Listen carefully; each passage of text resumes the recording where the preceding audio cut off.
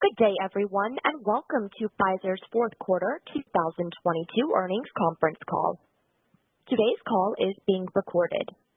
At this time, I would like to turn the call over to Mr. Chris Stevo, Senior Vice President and Chief Investor Relations Officer. Please go ahead, sir. Thank you, Chelsea. Good morning. Welcome to Pfizer's fourth quarter earnings call. I'm joined today by Dr. Albert Bourla, our Chairman and CEO, Dave Denton, our CFO, and Dr. Michael Dolsten, President of Worldwide Research and Development in Medical. Joining for the Q&A session, we also have Angela Hwang, Chief Commercial Officer and President, Global Biopharmaceuticals Business, Amir Malik, our Chief Business Innovation Officer, Dr. William Pao, our Chief Development Officer, and Doug Lankler, our General Counsel. Before we begin the call, I want to remind you of some logistical items. The materials for this call and other earnings-related materials are on the Investor Relations section of Pfizer.com. You see our forward-looking statements disclaimer on slide 3, and additional information regarding these statements and our non-GAAP financial measures is available in our earnings release, as well as in our SEC Forms 10-K and 10-Q under Risk Factors and Forward-Looking Information, and factors that may affect future results. Forward-looking statements on the call are subject to substantial risks and uncertainties, speak only as of the call's original date, and we undertake no obligation to update or revise any of the statements. With that, I will turn the call over to Albert. Thank you, Chris. Hello, everyone, and thank you for joining us today. During this morning's call, I will touch on some of our highlights from 2022 and share some thoughts regarding Pfizer's exciting near and long-term growth plans. 2022 was an outstanding year for Pfizer on multiple fronts. We exceeded $100 billion in revenues for the first time in our 174-year history. We maintain our industry-leading clinical success rates and further improved our cycle times, which were among the industry's best. We were named to 10 different best employer lists, including those published by Forbes, LinkedIn, Glassdoor, and others. And most important, more than 1.3 billion patients around the world were treated with our medicines and vaccines, a truly humbling achievement. Our key growth drivers for the full year 2022 included global sales of Paxlovid, strong growth of Comirnaty in developed markets, the launch of Prevnar 20 for the adult population in the U.S., the continued strong growth of Eliquis globally, the strength of our Vyndaqel family globally, and the addition of newly acquired products, Nurtec ODT, Vydura, and Oxbryta. Looking ahead, we foresee strong operational growth of 7 to 9% in 2023, excluding revenues from our COVID-19 products and the impact of foreign exchange. We expect our potential new launches, newly acquired products, and in-line products will all contribute to this growth.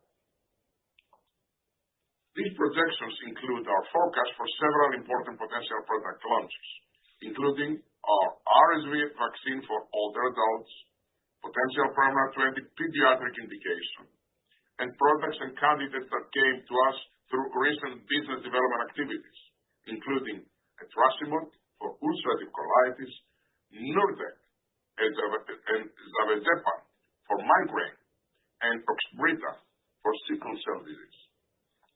We are in the midst of an 18-month period during which we expect to have up to an unprecedented 19 new products or indications in the market.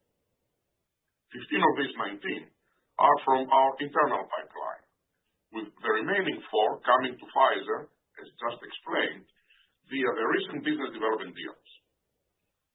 Recognizing the importance of these potential launches, as well as those expected in 2024 to both Pfizer and the patients who rely on our innovations, we are increasing the support we are putting behind them by investing an incremental $1.3 billion in SI&A expenses in 2023.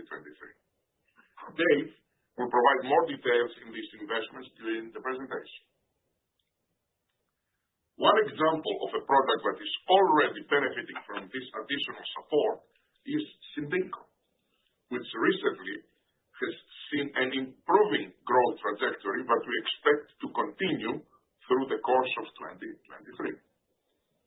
In the fourth quarter of 2022, Cibinquo's new-to-brand prescriptions grew 84% sequentially, the fastest growth rate in the class. We have started 2023 with 55% commercial formulary access, and we expect that access to continue to improve during the year, especially with the upcoming expected expansion of the U.S. indication to include adolescents 12 to 18 years old, if approved.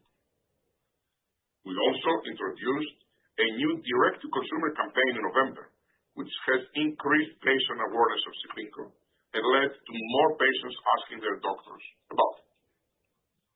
We look forward to the expected U.S. launches of etrasimod in ulcerative colitis and ritlecitinib in alopecia areata, if approved, as well as the expected launch of Abrilada, our biosimilar to Humira, to further expand our franchise in immunology this year. However, we recognize that investors are not only interested to hear this year's guidance, but also to understand the long-term growth prospects of the company. Particular questions are focused on our plans to offset the expected $17 billion impact of the LOEs between 2025 and 2030, and our long-term projections for our COVID-19 products. We will try to address both, starting with this slide regarding our business excluding COVID. As you can see in this chart, we expect the 15 of the 19 potential launches that are coming from our internal pipeline to generate 2030 revenues that will more than offset the expected LOE losses forecast for 25 to 2030. The potential $20 billion in this chart is a risk-adjusted number. I would also point out that some of the potential launches are expected to be bigger contributors to our growth than others. And if all 15 were to achieve their full potential, this figure could go even higher. In addition, we believe we have the ability, if successful, to add at least $25 billion of risk-adjusted revenues to our 2030 top-line expectations through business development activity. As we have said previously, we believe the deals we have already done for Arena, Biohaven, Global Blood Therapeutics, and ReViral have the potential to get us more than 40% of the way there, with approximately $10.5 billion in expected 2030 revenue. I am very pleased to see that the analysts' consensus expectations for the same revenues have already reached $9.5 billion, closing materially the gap that previously existed between internal and external expectations. 4 of these products have already launched or are expected to launch, subject to regulatory approval in 2023. We also have more than enough capital to invest in the additional opportunities needed to meet or exceed this target. And of course, we have many more potential vaccines and medicines in our pipeline, with numerous launches expected in the 24 to 2030 timeframe, if successful in clinical trials and approved. Some of the most promising assets include our oral GLP-1 candidate for diabetes and obesity. All of them are under this dotted box XB. Potential combo vaccines for flu, COVID-19, and RSV. Our potential vaccines for Lyme disease and shingles. Multiple new oncology product candidates, including IRB-471 and our CDK4 inhibitor for endocrine receptor positive breast cancer. Our gene therapy candidates for hemophilia A, hemophilia B, and Duchenne muscular dystrophy. Our pan-hemophilia A and B antibody treatment, and many more. If approved, we expect each of these to be key incremental contributors to our growth aspirations through 25 and beyond. In even without any of these additional potential products, we expect our 25 to 2030 revenue CAGR to be approximately 6%. And if some of them are successful, the CAGR could exceed 10%. Now, let me turn my attention to our COVID-19 portfolio. At the JP Morgan conference earlier this month, I spoke about expecting 2023 to be a transition year, representing a low point in our COVID-related revenues. Let me provide a little bit more color on that. I will start with Comirnaty in the U.S. as an example. In 2022, 31% of the population, or 104 million Americans, received an average 1.4 doses of COVID-19 vaccines, for a total of 144 million doses. Comirnaty's share was 64%, or 92 of these 144 million doses, as you can see in the first column. In 2023, we expect about 24% of the population, or 79 million people, to receive vaccine doses for COVID during this year. This drop is due to expected fewer primary vaccinations and reduced compliance with recommendations. We expect they will receive about 1.3 doses per person on average in 2023. The drop is because fewer people are expected to receive their primary doses, and for the most part, only those who are older or at higher risk are expected to continue receiving more than one booster per year. This should result in about 102 million total vaccine doses administered in 2023. We believe Pfizer will maintain at least its 64 market share and therefore expect about 65 million doses of the Pfizer-BioNTech vaccine to be administered in 2023. In 2024, we expect the utilization rates and market share figures to stabilize and come in roughly the same as in 2023. Then, starting in 25 and continuing in 26 and beyond, we expect to see an increase in COVID-19 vaccination rates, assuming the successful development and approval of a COVID-flu combination product. A successful introduction of a COVID-flu combo could over time bring the percentage of Americans receiving the COVID-19 vaccine closer to the portion of people getting flu shots, which is currently about 50%. Outside the U.S., we expect these general trends to be similar, with some variations from country to country. So, what does this mean for our revenues? We expect 2023 to be a transition year in the U.S. In 2022, we sold at pandemic prices more doses than were eventually used. This resulted in a government inventory build that we expect to be absorbed sometime in 2023, probably the second half of the year. Around that time, we expect to start selling Comirnaty through commercial channels at commercial prices. We expect that in years 2024 and beyond, the doses sold and doses used in a year will more closely align together, and the commercial price to remain relatively stable with only inflation-like price increases. Now, let me briefly run to Paxlovid. In 2022, we estimate that 110 million COVID-19 symptomatic infections were reported in the world, excluding China. Approximately 12% of them were treated with approximately 14 million oral therapy courses, and Paxlovid had the lion's share of them with approximately 90% market share. Average was 86, but in the second half of the year, I exceeded the 90. Keep in mind that this reflects a full year of reported infections, but only a partial year of Paxlovid availability, due to supply constraints in the first quarter of 2022. In 2023 and beyond, we expect infections to increase slightly at 2% annually due to waning immune protection of the population resulting from reduced vaccination rates. Similarly, we expect treatment rates to increase as awareness, education, and additional oral entries will grow the oral antiviral market.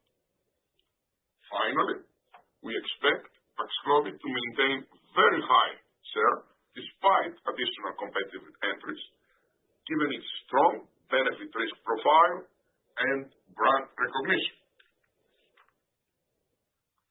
So what does this mean for revenues? As with Comirnaty, we expect 2023 to be a transition year for Paxlovid as well.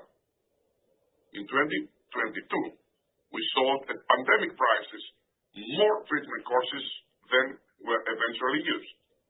This resulted in a government inventory bill that we expect to be absorbed sometime in 2023, probably second half. Around that time, we expect to start selling Paxlovid through the commercial channels at commercial prices. We expect in years 2024 and beyond that the courses sold and used will align closely together within every year. There has been a great deal of speculation regarding the new but uncertain market opportunity for Paxlovid in China. So let me share what we are seeing. We have an agreement with one company to import and distribute Paxlovid in China, a local company, and we have a manufacturing agreement with another local Chinese company for local manufacturing. Pfizer shipped only tens of thousands of courses to China in fiscal year 2022. From December, which is the first month of our non-US fiscal year, through March, we expect to ship millions of courses to meet local demand. We expect we will be able to sell effectively under government reimbursement through end of March. And despite China's recent decision not to include Paxlovid on the country's national drug reimbursement list, we expect to offer the product on the private market after April 1st, unless, of course, a listing opportunity opens up before then. Lastly, I want to point out that while we are expecting increased utilization in all regions of the world as infections increase, we are not including any major non-US or non-China contracts in our 2023 forecast. Let me close with a few thoughts regarding our scientific engine. R&D continues to be the lifeblood that fuels us as a company, which is why we plan to increase our R&D spend by at least 8.7% in 2023 to 12.4 and 13.4 billions range. In addition to the increased investments, we are taking steps not only to further improve our industry-leading success rates and cycle times, but also to increase overall return on investment and R&D productivity. As you have seen in the last year, we continuously prioritize our pipeline to focus on the assets that represent potential breakthroughs and have the potential for generating higher returns, putting more capital behind larger opportunities like GLP-1, flu, elranatamab, and others. We are at an inflection point to act from a position of strength with our best-in-class R&D productivity, a robust pipeline of innovative assets, and one of the highest R&D budgets in the industry. With that, I will turn it over to Dave to provide details on our fourth quarter performance and our outlook for 2023. After Dave, Michael will provide an update on our R&D pipeline. Take it over, Dave. Great. Thank you, Albert, and good morning, everyone. Albert has already taken you through many of the key drivers of our full-year performance, so I will focus my opening remarks on some key highlights from the fourth quarter. Revenues grew operationally 13%, primarily driven by Comirnaty's strong growth in developed markets, following the slowdown in deliveries that we discussed in the third quarter ahead of the rollout of the bivalent booster. We also saw very strong performance from Paxlovid outside the U.S. and the ongoing launch of Prevnar 20 for adults within the U.S. Excluding direct sales and alliance revenues related to our COVID-19 products, Pfizer's revenues grew 5% operationally in the quarter, and if recently acquired products from Biohaven and GBT are also excluded, revenues were up approximately 3% in Q4. Reported diluted earnings per share this quarter grew 48% to 87 cents, while adjusted diluted earnings per share of $1.14 grew 69% on an operational basis in the quarter. Both EPS figures include a 32-cent benefit from lower acquired IPR&D expenses compared to last year's fourth quarter. Once again, in the quarter, foreign exchange movements significantly impacted our results, reducing fourth quarter revenues by approximately $2.5 billion, or 11%, and adjusted diluted earnings per share by 19 cents, or 24% compared to LY. On a full-year basis, foreign exchange negatively impacted revenues by $5.5 billion, or 7%, and adjusted diluted earnings per share by 36 cents, or 9%. Turning now to 2023 and the financial outlook for the company. Let me first point out that our approach to guidance in 2023 is fundamentally different than prior years.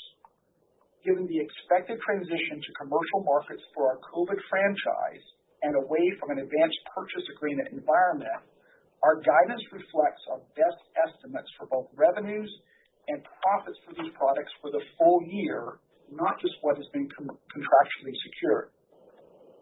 On a total company basis, we expect revenues of between $67 billion to $71 billion, reflecting an operational decline of 31% at the midpoint. Importantly, we expect that revenues from our business excluding COVID will grow between 7% and 9% on an operational basis in 2023. That growth is projected to be split between contributions from our new product launches, our recently acquired products, as well as our inline portfolio. The total company revenue declines are entirely driven by our COVID products, which are expected to go from their peak in 2020 to their low point in 23 before potentially returning to growth in 24 and beyond. While patient demand for our COVID products is expected to remain strong throughout 2023, much of that demand is expected to be fulfilled by products that were delivered to governments in 22 and recorded as revenues last year. Now, I want to point out that our total company revenue guidance range is wider than what is implied by the 7% to 9% operational growth rate range for the business excluding COVID. The wider guidance range reflects the potential volatility that we see in our COVID product revenues, given that they can be significantly impacted by factors outside of our control, such as the infection rates and the severity of the virus, as well as the timing for transitioning to a traditional commercial model here in the U.S. Now, you can see on this slide our cost and expense guidance for 23. As I mentioned in my remarks at our investor event in December, both SI&A and R&D expenses are expected to be significantly higher in 2023 versus 22, despite the fact that our overall revenues are coming down. Higher investments in SI&A are significantly focused on the successful launches of the large number of potential new products that Albert highlighted, as well as recently acquired assets. Additionally, the expected commercial launch of both Comirnaty and Paxlovid in the U.S. will require additional investments as we transition away from the government market.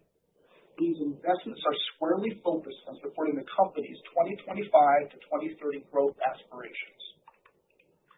We also intend to invest significantly in our research efforts this year, with multiple exciting and potentially high-value programs receiving additional funding, including our oral GLP-1 programs, elranatamab, and respiratory combination vaccines. All this spending to support our commercial and research activities, we believe will not only yield an attractive return, but also contribute towards setting us on a path to achieving our long-term growth goals. I point out that when you exclude revenues and expenses related to our COVID products, our expected operating margin profile this year is largely consistent with the prior year. This reflects incremental investments in SI&A related to launched products and R&D, as well as lower acquired IP R&D expenses. In 2023, we are investing in both R&D and SI&A in advance of revenue contributions from new products. Looking longer term, we expect the spending will be maintained with the P&L growing into this cost base as new product revenues begin to be fully realized, with margins improving as a result. Given that 2023 is both a year of investment and transition, I thought it would be helpful to outline many of our key assumptions built into our guidance. I don't intend to walk you through all of the elements here, but both slides 19 and 20 outline many of the details. In summary, these assumptions include strong revenue growth of 7 to 9% in our business excluding COVID, additional investments in SI&A and R&D to support Pfizer's near and longer-term growth plans, continued patient demand for our COVID-related products worldwide, with vaccination rates declining slightly and utilization of treatments slightly increasing, rephasing of the European Commission Comirnaty contract over multiple years versus full delivery in 2023, and finally, U.S. commercialization of the COVID products in the second half of 2023. In summary, as we enter a new year, our business is extremely strong, with many in-line, acquired, and expected launch products capable of driving strong growth with an attractive pipeline of potential products coming in the future. We believe 23 will be an important year for Pfizer, and that is why we are deploying our resources into quality execution in order to fully realize the growth opportunities we see within our portfolio and within our pipeline, which have the potential to impact our growth outlook through 2030 and beyond. So with that, let me turn it over to Mike. Thank you, Dave. Today, I want to set the stage for an anticipated catalyst-rich 18 months. As Albert mentioned, we're in a position of unprecedented strength in our history, and I'm excited to share a high-level overview of an evolved strategy for Pfizer R&D to focus our resources on transformative programs which could be most impactful for patients, drive improved return on R&D investment, and create the most value.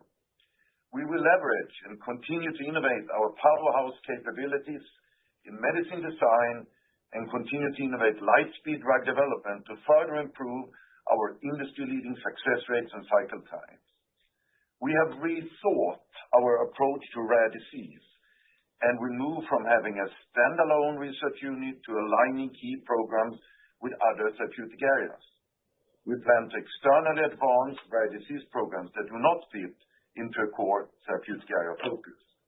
At the same time, we plan to tap into the expanding external innovation ecosystem by actively pursuing biotech innovation and emerging innovation that fits strategically and accessing external assets that are differentiated. Taken together, we believe these actions will help position us to lead the industry in reaching more patients with the most impactful near-term blockbuster breakthroughs while driving forward the next wave of innovations. I'm pleased to share some examples with you today. We are pursuing potentially transformative efficacy in our inflammation and immunology franchise, with the potential launches of etrasimod in ulcerative colitis and ritlecitinib in alopecia areata, which both have the potential to be blockbusters, and a planned phase 3 study start of anti-interferon beta in dermatomyositis and other idiopathic inflammatory myopathies. Our next wave of innovation includes 2 monoclonal antibody candidates for atopic dermatitis, which exemplify our multi-specific platform and in-house biomedicine design expertise. 2 assets currently in phase 1 clinical trials, each targets 3 cytokines in a single therapeutics. So we refer to them as trispecifics. On the right, our phase 1 pharmacokinetic profile of the average plasma concentration. For both molecules, the profile suggests that once a month or even less frequent subcutaneous dosing may be supported. There is potential for improved efficacy with more potent interleukin-4 and 13 neutralization, plus an expanded breadth of efficacy by blocking thymic stromal lymphopoietin to potentially cover more endotypes, or by blocking interleukin-23 to potentially enhance itch reduction. The phase 1 studies continue. We aim to bolster our 30-year experience in hematology with a strong pipeline that complements our inline portfolio and collectively has blockbuster potential. I will talk more about elranatamab and GBT601 in a moment. So we'll highlight here that we expect multiple data readouts for TPI-62 in hematological malignancies, 2 phase 3 readouts for inclacumab in sickle cell disease in second half of 2024, and a phase 3 readout for marstacimab in patients with hemophilia A or B in second quarter of 2023. Marstacimab has FDA Fast Track designation for both hemophilia A and B with inhibitors. If successful, we project submitting for the non-inhibitor indication in both A and B hemophilia in the third quarter of 2023. We recently announced positive top-line results from a phase 3 study of our hemophilia B gene therapy candidate and expect a pivotal readout for our hemophilia A gene therapy in the first half of 2024. We recently presented strong updated phase 2 data on elranatamab, our investigational B-cell maturation antigen or BCMA CD3 targeted bispecific antibody for relapsed or refractory multiple myeloma in heavily pretreated patients who had received at least 3 classes of prior therapies. This candidate, which has the potential to be a leader in the BCMA bispecific class, demonstrated a high objective response rate of 61% in patients with no prior BCMA-targeted treatment, early and deep responses, and a manageable safety profile. Given factors currently limiting the availability of novel therapies in the triple-class exposed setting, elranatamab has the potential to reach a broad and greater number of patients as an off-the-shelf option with reduced dosing frequency that is administered subcutaneously, offering more convenience than intravenous administration. With FDA breakthrough therapy designation granted last year, elranatamab could potentially be approved this year. After its blockbuster potential and patient value beyond the triple-class refractory population, our clinical strategy aims to move to earlier lines of therapy and combination approaches with a potentially successful for multiple approvals to expand eligibility and duration of therapy. Now, to our next generation oral once-daily hemoglobin S polymerization inhibitor candidate that in a unique class and has the potential to expand the prophylactic treatment of people with sickle cell disease. Standard of care treatment rates have typically been low due to side effects or efficacy of both. While Oxbryta made substantial progress in preventing hemoglobin polymerization or sickling, GBT601 is a potentially best-in-class candidate which may reduce both hemolysis and frequency of vaso-occlusive crises. The most recent data from our phase 1 multiple ascending dose study showed improvements in hematocrit and hemoglobin levels over time, mean hemoglobin occupancy of more than 32% for the 100 milligram maintenance dose and more than 41% for the 150 milligram maintenance dose, and improvements in red blood cell health with the higher maintenance doses. The maintenance doses were well tolerated. We believe these results may be transformative for patients with a potential to achieve 35 to 45% hemoglobin occupancy, which is considered optimal for both hemoglobin oxygen affinity and preventing sickling, and approaches levels seen with gene therapy. This asset is also being studied in an ongoing phase 2 study with a seamless phase 2/3 design.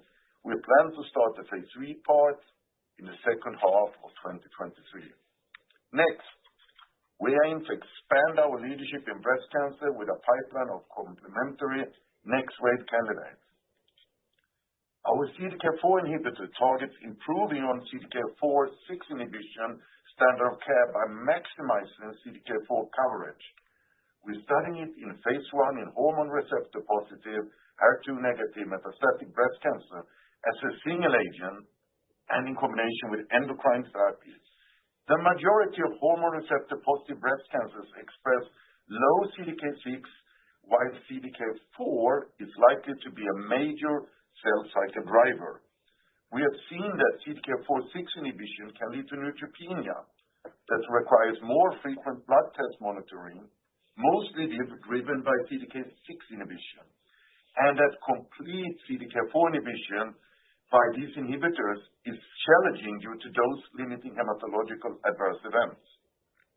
In the phase 1 combination study, the confirmed objective response rate in combination with fulvestrant or letrozole reached nearly 30%, and the clinical benefit rate was approximately 50% in 21 patients with measurable disease. The median progression-free survival was more than 24 weeks in 26 patients, including 5 without measurable disease. All patients were heavily pretreated with a median of 4 lines of prior treatment. All patients received prior CDK4/6 inhibitor treatment, and 67% received prior fulvestrant. The asset was well tolerated, with the CDK4 drug showing only 15% grade 3 neutropenia and no grade 4. Here we show a scan of a patient who achieved partial response and was on treatment for 47 weeks.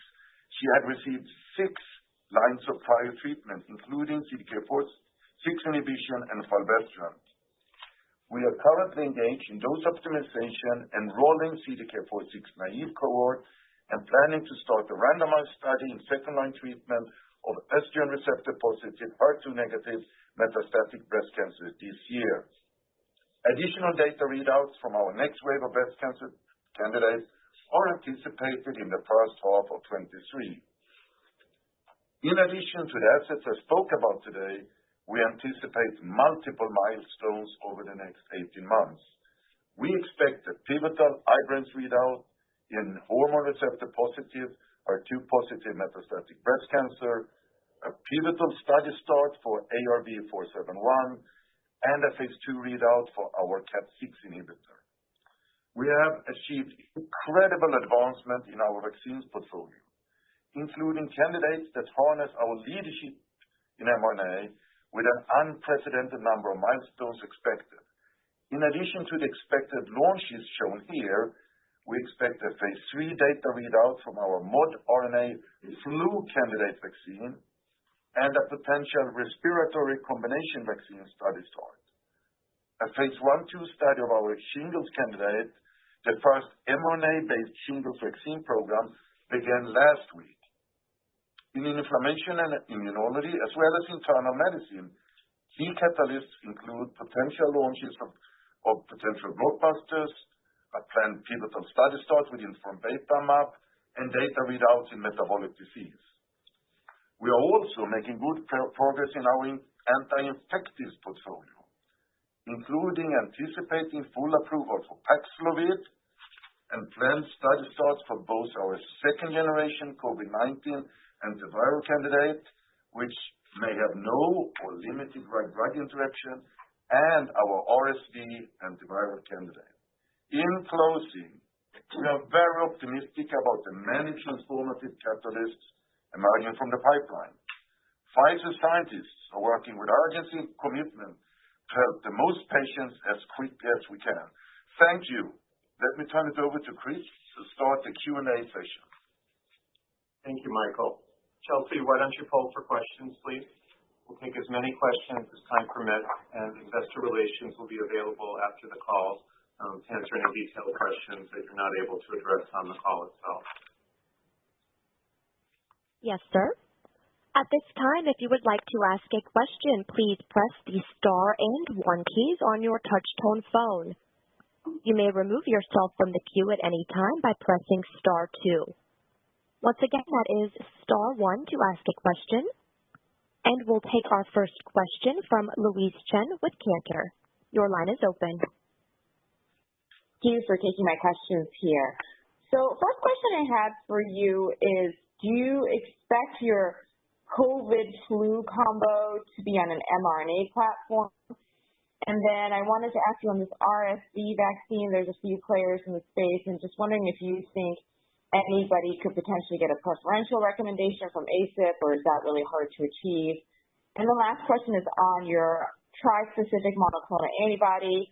Is atopic dermatitis still a key focus for you?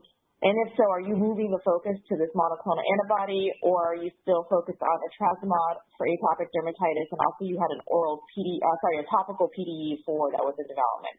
Thank you. Thank you, Liz. Clearly for the ACIP, it will depend on the data, and it's difficult now to say if a preferential could be achieved or not. But for both questions, COVID flu is mRNA, RSV is not, Michael, and then also what about the tri-specific antibodies? So, as Albert spoke about Cibinquo's expansion, we think there's room for many opportunities in atopic dermatitis. We wanted to highlight this as a really novel pioneering approach to go beyond the current antibodies in atopic dermatitis with potentially many other allergic diseases. But there is room for several products in our pipeline in both oral and topical segment, as you mentioned. So this is an area I think we will excel in. And what about COVID flu that is mRNA and RSV that it is not an mRNA? How do you think that? Well, I think it actually offers an opportunity when you have the breadth to have a pipeline with different platforms. We think that the COVID flu, which contains 6 components, and we have made a real good progress in enrolling the study and will start to share data in the near future, has by itself, of course, a fast track forward pending data. But for the use of a potential triple vaccine, rather than adding up more and more mRNA, with the current technology that we have seen can lead to reactogenicity limitation and less tolerability, we think this flexibility to add on a protein may give you the perfect balance between efficacy and tolerability. Thank you, Michael. And also, we are mastering multiple technologies in vaccines, so we are using fit for purpose here. Every time we feel that the technology is appropriate for the problem we're trying to solve, we apply this technology. Flu and COVID, they are speed is of essence because there are variants that are coming. So mRNA is ideally positioned to address this challenge. With RSV, the virus is not changing that often. So a protein approach that has a brilliant tolerability profile, almost like placebo was when we saw the data, the responses of the vaccine arm compared to the placebo arm were very difficult to separate. With very, very high efficacy in our case, I think it's the best way to move forward. That's the benefit of having multiple approaches and multiple technologies. Next question, please. Our next question will come from Terrence Flynn with Morgan Stanley. Your line is open. Great. Thanks for taking the questions. Maybe two-part for me. Was just wondering if you can provide any more details on European vaccine contracts that were extended. Just wondering if you were able to secure a higher average price, given some of the headlines in the press earlier this week. And then latest thinking on Paxlovid commercial pricing in the U.S. as well. Was wondering if you could weigh in on that. And then the second question relates to economics with BioNTech on a combo vaccine. vaccine. Just wondering how that will work in the event that you do go forward with a combined COVID and seasonal flu messenger RNA vaccine. Thank you. I'll take the last one, and then Angela will answer the European vaccine and the Paxlovid. As you know, the flu vaccine that we're developing, biotech also have an economic position into it. And of course, the COVID vaccine, it is a vaccine that we are sharing with them. So we are not ready to make any comments about the economics about the potential COVID and flu vaccine. Angela, what about the European situation and Paxlovid pricing? So for Comirnaty in Europe, as you know, this was a multi-year contract that we entered into with the Commission and the member states. And so I think the pricing there, is what it is for the contract. And we're in discussions with the European Commission regarding the 23 and what the deliveries will look like. Specifically for Pax, I think that was your next question. That is going commercial only later in this year, so we're now preparing what those pricing scenarios could look like, and we'll share more at the right time. Thank you, Angela. And also to repeat, I think David has mentioned it already, that in our guidance for this year, we factor only a portion of the European contract, so we spread the volumes into multiple years, although no agreement has been reached yet. Next question, please. Our next question will come from Robyn Karnauskas with Truist. Your line is open. Hi, thanks for taking my question. So just to drill down a little bit on Paxlovid, it looks like IQVIA numbers are implying about 9.3 million versus, say, the 12 million that you mentioned for 2022. So I was wondering if you think about the split going forward, ex-US, could it be somewhat similar? Do you think it would be more skewed, be more even between US and ex-US?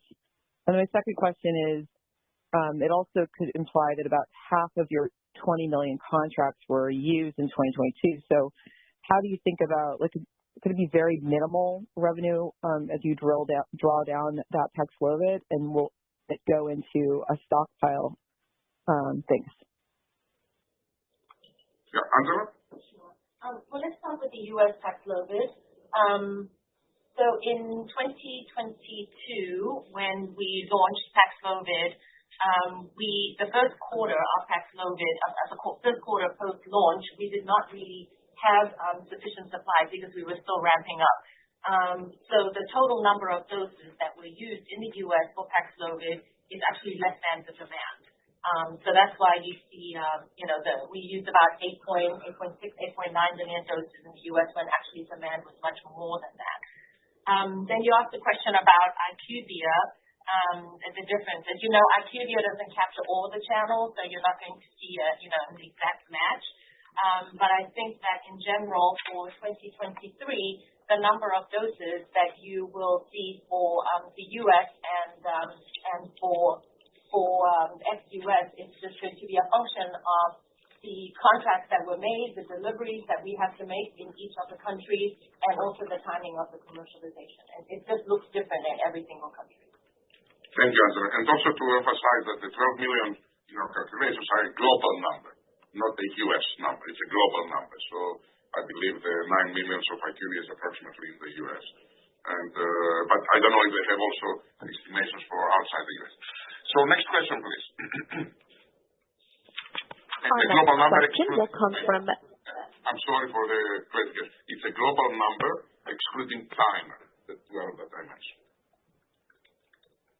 Next question, please. Our next question will come from Jeff Meacham with Bank of America. Your line is open. Hey, guys. Good morning, and thanks for the question. Just have two. The first one's on COVID. When you look at the 2023 demand and beyond, really, for both products, I guess I'm trying to better understand the volume side of the equation. Are you guys baking in the emergence of say, a new variant or maybe a change in behavior towards boosters? That's the first question. The second one is from a BD perspective. Albert, you have a lot of cash to deploy. If your COVID assumptions don't quite play out, does that inform the number of deals or the size of deals? I guess I'm trying to get a view about where BD fits in your strategic priorities. Thank you. Of course. First, what is the assumption about the disease? Because that's a fundamental assumption behind all these projections that we are doing. It is that the disease will continue in the foreseeable future, manifesting clinically the same way that it does the last 6-9 months. So there will be mutations, and there will be infections over there, and that the vaccination rates will be coming down because of lack of compliance, but will stabilize to a certain degree of people that they believe in vaccinations and they feel they are at high risk and they want to make the vaccines. At the same time, that the infections will slightly going up because when you have waning immune protection for the population, then you will see more infections and actually more severe infections. So these are the assumptions that we are using. We are not using assumptions that all the variants will escape in the protection of the vaccine, but we are using the assumptions that people will be getting 1.3 in the beginning and then going down 1.1, 1.2 doses per year as a normal booster. What was the second question? On the BD, yes. Clearly, business development is by far one of our biggest priorities, something that I personally take care of, and something that we have a very big team screening all the opportunities. I would like to ask Amir, who is responsible for that area, to make some comments about our priorities. Just specifically to your question, as you heard Albert describe, we set this aspiration goal of $25 billion in 2030 from BD. We're over 40% of the way there, with approximately $10.5 billion of that number through the deals that we've done. And we feel very confident that we've got the financial flexibility on the balance sheet and the firepower to complete what we need to achieve that goal. We're going to continue to be disciplined about how we pursue that. Thank you. I think we can move to the next question.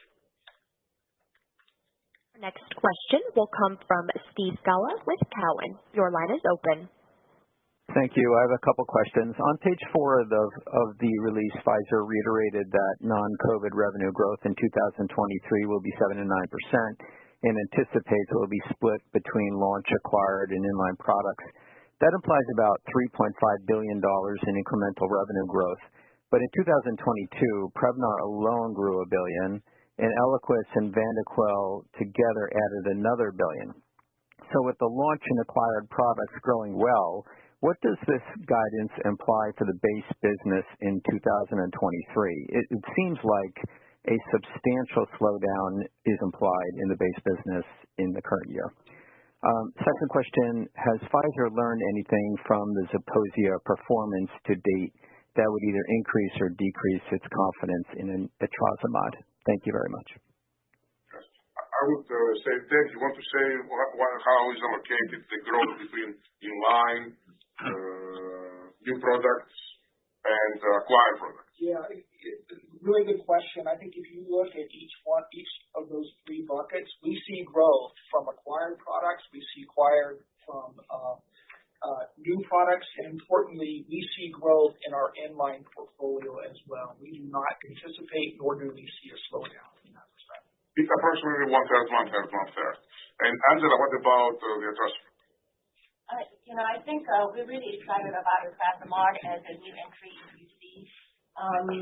It's a market that has been heavily dominated by biologics, and then followed by the use of JAKs after the biologics. But really, in the earlier treatment, in the earlier treatment positions, there really hasn't been much innovation, and that's where we see etrasimod fitting in. I think the safety profile of etrasimod and its efficacy allows it to be used very well as an agent prior to the use of biologics, and that's where we see the ability to tap into a new segment and to grow. And because I'm very excited about the product, William, would you like also to add something about it? Yeah, I would just say we're excited about its best-in-class profile. With the study that we did had a treat-through design. We hope and anticipate that we'll have no black box warning. We don't anticipate any requirement for titration. It'll be once oral dosing. 100% of our patients were in complete remission after a year, and that were in complete remission after 1 year were steroid-free. And we also have quick lymphocyte recovery after discontinuation. So we feel all of these features potentially make etrasimod a best-in-class profile. Yeah, that's exactly the point. Best-in-class in an area that it is poorly served right now with current solutions. So we see a lot of opportunity. Let's go to the next question, please. Our next question will come from Colin Bristow with UBS. Your line is open. Hey, good morning, and thanks for taking the questions. I guess first question on COVID, and to sort of piggyback on what Jeff was asking. I mean, from your slides and comments, you're clearly expecting a sort of stable vaccine utilization rate when in the last 12 months, we've seen this number decline on a backdrop of a virus that is evolving to less clinically severe variants. And so what underpins your confidence in these longer-term assumptions? And then also in terms of your COVID-23 guidance, you mentioned you'd guided to a sufficient range for variations in infection rates, etc. I was just wondering how much an allowance you've made for the potential timing or reduction in contractual orders, as is the current situation with the Brussels negotiation. And then maybe just a quick one on the pipeline DMD. This feels noticeably in the background versus other assets at a similar stage. Just could you update us on your level of enthusiasm and commitment to this program, especially in light of the potential competitor approval in May of this year? Thanks so much. Thank you. DMD, Michael. We continue to be enthusiastic about gene therapy in DMD.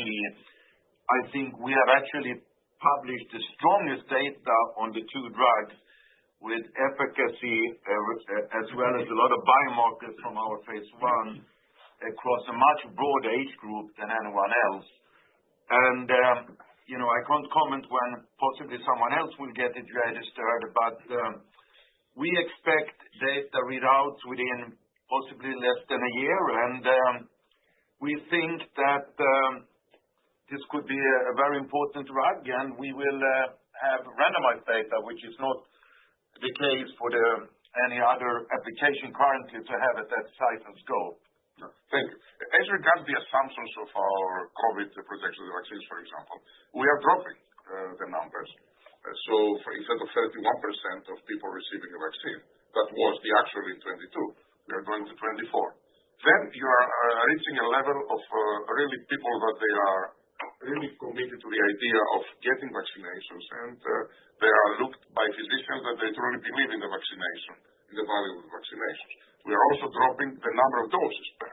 So we'll go to 1.3, and then eventually, as the years progress, the number of doses that people will receive is small. Keep in mind that to get numbers like 1.2, you need a very, very small percent of the population to do 2 doses so that you can achieve something like that. Maybe 5% of the population to get a second dose, and then you will go to these numbers, as you will see. It will include also primary doses and children. So we believe the assumptions are very reasonable with the expectation that the COVID will remain as it is right now. So nothing more severe and nothing that will make it less disappear. And we take into consideration that the compliance with the recommendation of the health authorities, also because of the fatigue, will be less. Clearly, pivotal moment will be the introduction of combination vaccines, because the convenience of something like that and the fact that people are presenting themselves to receive flu vaccines, given that a combo vaccine could be in the same injection and will cost zero copay, likely will become the choice of many to get this full coverage. So we have quite confidence on these assumptions. But of course, they are only assumptions. We need to wait and see. The other thing it is, on the Europe, you asked a few questions. I know that there are rumors, but I don't think that it is appropriate for us to make any comments while we are in negotiation with our partners in the Commission and with the member states. So we only said that we factor only part of the deliveries in this year instead of all the deliveries because we are in the middle of negotiations, but we can make other comments. Next question, please. Our next question will come from Trung Huynh with Credit Suisse. Your line is open.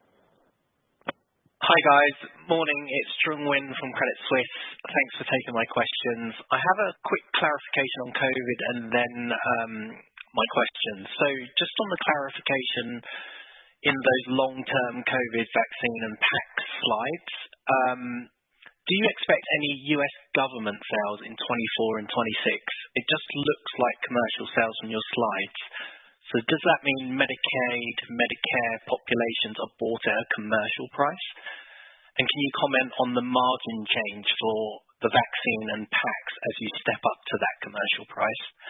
And secondly, just following on from the base business question from Steve, we saw lower revenues ex-US for some important base business drugs. So Eliquis was down 19% ex-US, Ibrance down -22% ex-US, Prevnar, there was also a decline there. You've noted some product-related issues, but are you seeing anything more broadly in the US which is making it for a more difficult environment? And going forward, should we expect more normal levels ex-US for these products? A quick one, because that's easy. We do not expect 24 and 25 and beyond to have governmental sales in the U.S. In fact, we think that not even a year other than of some small deliveries that we have still pending with the U.S. government from the coronavirus before, we will not see any U.S. purchases, but our assumption right now that we will move into a commercial model that will cover all channels as with all other vaccines and products. Margin changes, we haven't said anything yet about Paxlovid, so I can't comment. You can calculate, we set the list price, you can calculate the net, and then you can make your assumptions on margins. We don't give margins on specific products. Now, a little bit on the lower revenues, about the revenues ex-US. Angela, do you want to make any comment on that? Sure. As you said, there were some specific reasons for why we saw what we saw for Eliquis, Ibrance, PCV. I mean, Eliquis specifically was the loss of exclusivity and our patent challenges that led to some generic entries at risk in both the UK and Netherlands. I think Ibrance is a mature product, and so it goes through sort of the reimbursement and the pricing regulation that it typically goes through in Europe. And I think PCV in general, what we're seeing is that at least on the P side, not on the adult side, but on the P side, vaccinations are not back up to where it was prior to the pandemic. So I think in all three cases there were very specific reasons for what you saw, and we don't anticipate anything extraordinary or different in 2023. I think it's sort of business as usual. Very good. Next question, please. Next question will come from Tim Anderson with Wolfe Research. Your line is open. Thank you. I think one of the challenges for analyst modeling Pfizer is to try to understand what the flow through to profitability is from Paxlovid and Comirnaty. So I'm hoping directionally you can tell us how that looks going forward once you get past this transitional year of 23. So in 24 and beyond, is the profitability of that combined franchise likely to be higher, less, or the same as what it was in 2021 and 2022? And then a second question is on SG&A. How much of that increase was driven by inflation in 2023? And just any quick comments on European austerity measures on pricing. David. Yeah, so maybe on the COVID franchise, obviously we don't give profitability for each product, but you can imagine, as we stated before, on the vaccine, we split our gross margin with BioNTech, so therefore that would obviously carry a lower profitability mix compared to a typical product. In Paxlovid, it's probably the opposite in the sense that we share the economics of that fully, so it's probably a bit on the higher margin side in general. And the one you can predict, for example, in the first years, 21-22, we have very high R&D expenses also. We maintain our R&D expenses in COVID. A very big part of our expenses in 23 is for COVID because we are investing. But we expect over time, those unless if we bring new products, that will not be as high as. On the contrary, prices are going up. That says that margins could improve, but also SI&A, promotion expenses are going up, right? So without wanting to give direction from what it used to be 21, 22, likely we expect going forward to be higher the margins, but all of these equations will be in play. Next question, please. Our next question will come from Mohit Bansal with Wells Fargo. Your line is open. Great. Thanks for taking my question, and thanks for all the clarification. Maybe one question if I can ask. So regarding the expenses for COVID business, as Dave, you mentioned that you will be essentially relaunching these products with the commercial scale and everything. So is there how much cost, given that your COVID business is declining significantly this year, are you modeling any kind of cost cuts in that business, or should we model on dollar basis that's still the same? And is there any synergies you can achieve, especially for vaccine, with your existing Prevnar business, because if the channels are similar or not? And last part is, do you think you can do more share buybacks given the stock price at this point? Thank you. Let me take the first two quickly. Of course, as you saw, the business is going down because of COVID. The average is growing. Expenses are going up because we are promoting new launches, including COVID. So right now, moving into Comirnaty in commercial and Paxlovid into commercial channels, now we treat them like normal promotional products, very sensitive in promotions in the beginning of their launch. So we are going very hard with promotions, TV, field forces, and all the other educational measures that we are taking when we do this type of launch. So there is clearly this piece. What about, David, are we going to buy back? Yes, really good question. I think as we look at capital allocation at this point in time, we actually see a lot of opportunities to invest back into our business, both from a research perspective and importantly, getting behind our launches to make sure that we're doing all that we can to ensure that our growth trajectory in 25 and 30 and those goals and aspirations become reality. So I think our best and highest use of capital right now is investing in our business, both internally as well as from a BD perspective. I would say never to an incremental share repurchase, but that's not high on the priority list at this moment. And Mohit, also, you asked us about the synergies. Clear. There are a lot of synergies right now, both in the Paxlovid. Paxlovid is covered by a lot of physicians, and we have very, very strong primary care field force, and we have very strong also vaccines field force that is covering all these physicians that have either vaccinated or prescribing Paxlovid. So clearly a lot of synergies in retail and in the medical profession promotions. Let's go to the next call, please. Our next question will come from Chris Schott with JP Morgan. Your line is open. Great. Thanks so much for the questions. Just building on some of the OpEx discussion here, I just want to make sure I'm understanding the OpEx dynamics properly over time. So I guess should we think about 2023 as more of a one-time step up in OpEx and then much slower growth in 24 and beyond? Or should we think about this as a couple-year process as you really get the pipeline and new products ramped, and then it's maybe more second half of the decade before we think even about margin, bigger margin expansion or that OpEx slowing? I just want to make sure I'm understanding those dynamics properly. And then the second one was on the COVID flu combination. I guess is your expectation that the tolerability of that will be similar to what we see with Comirnaty, or is there some trade-off of we could see maybe slightly higher kind of side effects with the 6 components you mentioned, but that's offset by the convenience? I'm trying to make sure I understand what your expectations are for that program. Thanks so much. Thank you very much, Chris. To this scientific question, to Michael first. Yeah, we think that, the tolerability will be well on par with vaccines used in the target population and be perceived as tolerable and convenient.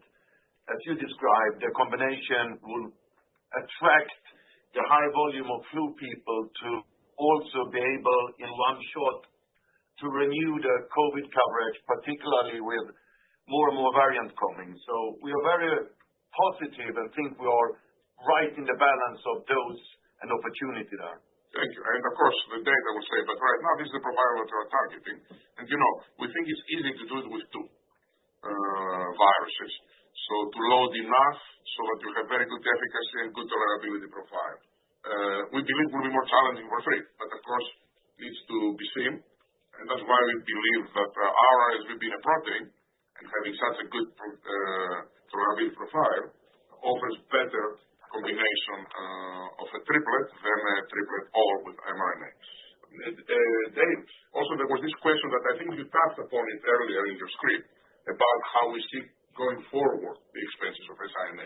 Yeah, so importantly, 2023, we're seeing a step up in siRNA, and this really, again, investments around the launches and the products that have been acquired, which we think are really important to really drive growth for the back half of the decade. So we're very focused on that. We do think 23 is probably the big year of step up from an expenses, and then post 23, those expenses will grow more moderately after that. Thank you very much. Let's go to the next question. Our next question will come from David Risinger with SVB Securities. Your line is open. Yes, thanks very much, and thanks for all of the additional details that you're providing. So it seems like the 2023 guidance is conservative, which is encouraging. But looking to Paxlovid longer term on slide 11, I guess I'm surprised that the percentage of symptomatic patients that you expect to be treated with an oral therapy would almost double from 12% to 22% between 22 and 26, even though the pandemic is being viewed as being over. So I'm hoping that you could talk a little bit about those assumptions and what the denominator is. So when you say symptomatic patients, is that high risk / elderly that you're calculating the 12% on, going to 22, et cetera. And then in terms of the Paxlovid share, it was approaching 91% at the year end of 22, according to the slide, but only declining to 80% in 26 when there are several companies, both large and small, ranging from Gilead to smaller companies that are planning to develop agents to compete aggressively, and that could have implications for both volume and pricing longer term. So wanted to understand that. Thank you very much. David, very good questions. Let me try to explain a little bit. First of all, it's not 12 going to 22. It's really 17 going to 22, right? The 12, which is in 22, it is a partial year. So it didn't include the full year. The real demand, it is, let's say, 23 full year, it is 17. And it's going up because of two factors. One, it is a small increase in infections. And as I explained, the assumption is that COVID will not disappear, will be there. But vaccine rates, vaccinations are going down. So that will create, will weigh the protection, the new protection of the populations. And that will manifest with a small increase, which we factor now at 2% based on our modeling, a small increase of both the infections and eventually also the severity. So that's one. So the second is that the more the introductions of new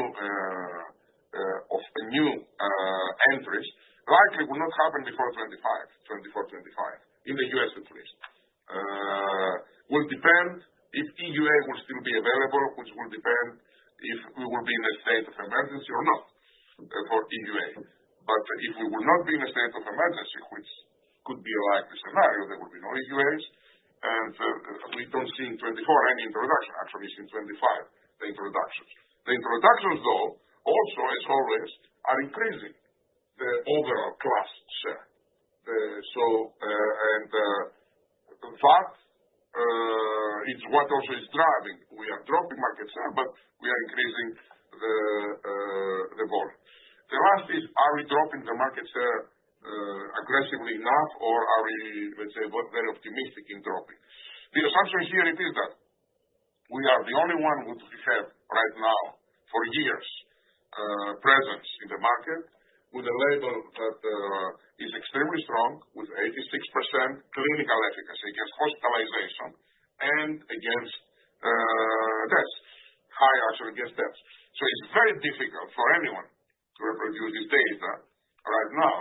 The studies will run forever likely and will be very large. So very, very difficult to reproduce something like that. So as a result, given that for years we will be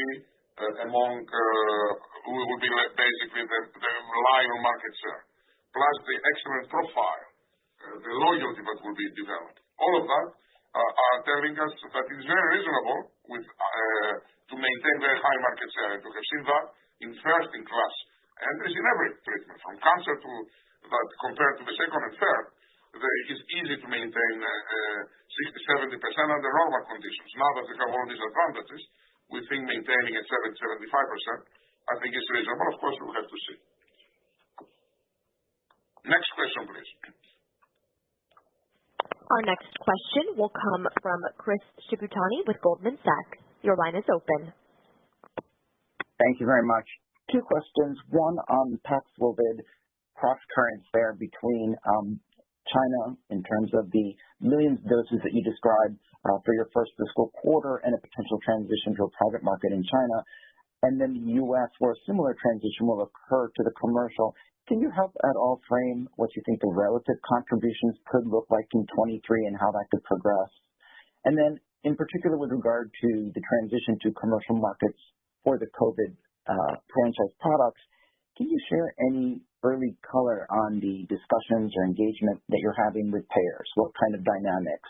Any color there would be helpful, particularly in the broader context of a global pharmaceutical opportunity with many different therapeutics that will be on their list of budget items, obesity, Alzheimer's, etc. So any color on the discussions with payers would be helpful. Thank you. Thank you. Angela. Sure. Hi, Chris. So I think for Paxlovid, again, the time period, the way to think about it is in two time periods from now till April, which is a reimbursed market, which gives us access to both public as well as private channels, and then after April, private channels only. As you heard, we have included in our guidance what we believe we can do in the first 3 months of this year. But given the fact that the back half of the year, it's going to be highly uncertain. It will be a very dynamic market. We will, we'll continue to make sure that we have supply, but we'll have to, just wait and see what happens there. On the side of US, similarly, we will be transitioning this year. We will have a year where some of the revenue will be made through the completion of contracts that we made with the U.S. government in 2022. And then part of the year, the revenues will come from the commercialization of Paxlovid. So you're going to see that play through, both of those dynamics play through. And then I think you had one more question. Yeah, the payers, what is the reaction with the vaccine or Yeah. So it's still early days, especially in the U.S., right? Because that's only happening, middle of the year. But what I can say is that we have had some early discussions already with agencies and reimbursement agencies outside of the U.S. who have given us, earlier feedback. And even if you take a country like the UK, we have actually had very favorable feedback on the pricing that we provided. And they agree with the cost effectiveness of Paxlovid. So I think we'll, obviously that's good feedback, and we'll be taking those learnings and those value arguments to multiple countries around the world. Thank you, Angela. Next question, please. Our next question will come from Carter Gould with Barclays. Your line is open. Great. Good morning. Thanks for taking the questions. And David, thank you for all the transparency on the underlying assumptions. I guess two for me. First off, just in terms of the upcoming, messaging around the end of the public health emergency. Can you talk about the potential impact you see on your EUAs, access as well? I'm specifically thinking about Paxlovid populations in this period before we switch to a commercial market where the government's still, I guess, working through the inventory they have in hand. And then going to the COVID flu combination, just trying to better understand some of your assumptions here. Because I guess when we think about that 26-40% adoption number, it's some, I guess, either the incremental bump from 24 is 15% or the 40% absolute. Just kind of what that implies about how you think the underlying flu market will change. I guess that implies 30% to 80% share within 2 years, but just wanted to understand kind of the underlying drivers there and how you think about that market evolving. Thank you. Maybe I try myself quickly because you're running out of time. If there is an end of emergency, we don't think that will have any impact on current EUAs. Will have an impact on issuing new EUAs. I don't think that anything changes in the way that emergency or not, the way that inventories will be managed or the access that patients will have in any of these treatments. Now, as regards if COVID flu, if the introduction of combination flu products will change the flu market, I think yes, will change. It's a major. Flu market was always a single market until now. And certainly there is a chance that other respiratory diseases like COVID or RSV will come. So I think that will change. Now, the step up, it is clear. If we expect that, around 24-25%, it is a population in the U.S. that believes needs protection and is diligent enough, not believes, more believe, but they are diligent enough to follow the recommendation and go and get their annual booster for COVID, when they will present themselves, when the flu people will present themselves and they will be asked the question if you want flu single or flu with a combo. And they will be given the information that will protect them in a single injection at the same time, zero copay for COVID as well. We believe it's reasonable to expect that the 25% stable will become 30. So we will add another 5% of the population. And that over time, that will move closer to the 50%. We projected 40 over there. So those are the assumptions that we're using. Next question, please. Our next question will come from Kerry Holford with Berenberg. Your line is open. Oh, hi, thanks. A couple of questions on vaccines, please. Firstly, on RSV, can you confirm you're on track to provide that second season of data ahead of approval and reimbursement discussions in May, June for the older adult vaccine? And can you confirm whether you've now filed your maternal RSV vaccine with the regulator? If not, are you waiting for the approval in the older adult setting first? And then just on the flu COVID combo, if we assume you have positive flu phase 3 data in the second half of the year, positive phase 1 combo data in the first half, would you expect to move the combo into phase 3, or is there the possibility you will not need a full phase 3 combo study to proceed to filing and approval? Thanks. Michael? Yeah, we always follow multi-season our vaccines, and we'll share the second season data as soon as it's available. Of course, there are many ways this can play out with combination vaccines, and which could lead to more regular vaccination rather than protracted. And on, you also asked about the flu COVID combo here. Will they need a full phase 3 trial? So if we need a full phase 3, if we have both a flu and a COVID. We expect that you need a phase 3 that is based on immunogenicity and safety, and not a large, long trial based on events. So we think we can complete that fast, and if anyone can do it fast, it's we. So that's very high on our list currently, pending data to move with light speed in. Right. And there was a question on reimbursement of RSV, Krishna, I think. Yeah, I think, Kerry, you asked if the second season durability data, how that'll impact reimbursement discussions. Also, if we submit it. Yeah. I think it will impact ACIP recommendation in vaccines. Once you have ACIP recommendation or not, you are getting automatic access with all formularies without copay. So that, I think, it will be the key, what ACIP will say. Let's go to the next question, please. Our next question will come from Andrew Baum with Citi. Your line is open. Thank you. On Paxlovid, following commercial approval and the withdrawal of the EUA, will pharmacist prescribing remain intact? And then a couple for Michael. Could you just explain the reasons for the out-licensing of the TL1A inhibitor to Roivant? I apologize if I missed it. And then second, in relation to your multi-specific antibodies, your tri-specifics, this has been tried previously, I think, AbbVie and J&J previously tried in RA and I think in psoriasis with TNF IL-17s, but they ran into issue with binding affinity and they didn't have efficacy. Do you think you've managed to solve the issue here? Andrew, the first one is simple. I don't know if the pharmacist will. It's very unlikely, I think, but I don't know. We don't have it in our assumptions right now. And let's go to Michael. I'll start with Andrew. Great question. You touched my heart today. We have cracked it.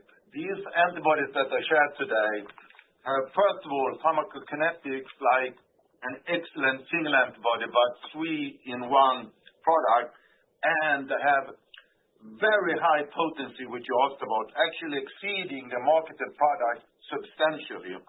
So we think it's really something that we will move very quickly as we learn more of it. And, you asked about TL1A. We think we have a very good partnership with Roivant that helps us to do more things within our pipeline. And you have heard Amir Malik earlier allude to that, we have commercialization rights, ex-US Japan. We have, about half of the value of this product. And we have a follow-on, a bispecific TL1A P40 that's active mechanism of Stelara. So we think we have such a richness in this space and really enjoy to build the ecosystem with others and maximize what we bring to patients. Amir, you want to add something here? The only quick thing I will add, Andrew, is if you look at how prolific our R&D engine has been, the total funding demand from all of the R&D programs that were generated would significantly exceed what we guided to as our R&D spending in 22 and 23. So in that context, we are going to be very thoughtful about how we prioritize. We have a robust process for that. And consequently, from time to time, you're going to see programs like the TL1A that have very clear scientific merit, but we think where sharing the cost, the risk, and capabilities with a partner is the best way to create value. And that's what we did in that situation, and we've had a long history of doing that in a number of other situations as well. Thank you. Now let's move to the last question. Our last question will come from Evan Seigerman with BMO. Your line is open. Hi, guys. Thank you for squeezing me in, and I'm not going to ask a COVID question because I think they were all asked. So just looking at business development, when you did Biohaven, what were some of the characteristics of the deal that you want to bring forward in kind of your go-forward approach for BD? How should we think about potential holes in your pipeline that you could fill with external deals? Thank you. Amir, why don't you take this one? Sure. The Biohaven deal for us represented an excellent opportunity to leverage our capabilities, and specifically where our capabilities in terms of our global commercial footprint that Biohaven as a company alone could not maximize, where application of those capabilities could take Nurtec and the follow-on product to places and reaches for patients that they couldn't have gotten to alone. And also the way in which we structured that transaction began with an ex-US partnership, which we then expanded to take on the full global CGRP franchise, and also excluded some assets that were less relevant to us strategically that created a new co. And I think what you can take away from that is that we're going to continue to look for things that are scientific breakthroughs where we can add capabilities, and we're also going to be creative and disciplined about how we structure our deals. And we think that's going to serve us well as we complete our ambition against our $25 billion goal. Thank you, Amir. So thank you, Operator. In summary, let me close by saying, first of all, I feel extremely proud for the team in Pfizer that was able to deliver break all records in 2022. A highest ever revenue, the highest ever profits, the highest, more importantly ever, number of patients that we protected or treated with our medicines, the best ever reputation for our company, the most productive wave of R&D with 19 products launching in the next 18 months, the best R&D machine in terms of multiple measures. All of that we're able to achieve in 2022. Clearly, though, I believe that the best years of Pfizer are ahead because we are building on a significant capital position that we know how to deploy to create growth. We are building on an R&D engine that it is more productive than ever in the history of this company, a manufacturing engine that it is the envy of the industry, a commercial engine that it is run again and again and again as the best commercial engine in the industry, and of course a mindset in Pfizer that is characterized by nothing is impossible. We can make everything possible. So with that in mind, I think that we are moving ahead, hopefully to an even more successful 2023. Thank you very much for your attention, your interest in us, and your support as shareholders. Thank you. Thank you, ladies and gentlemen. This does conclude Pfizer's fourth quarter 2022 earnings conference call.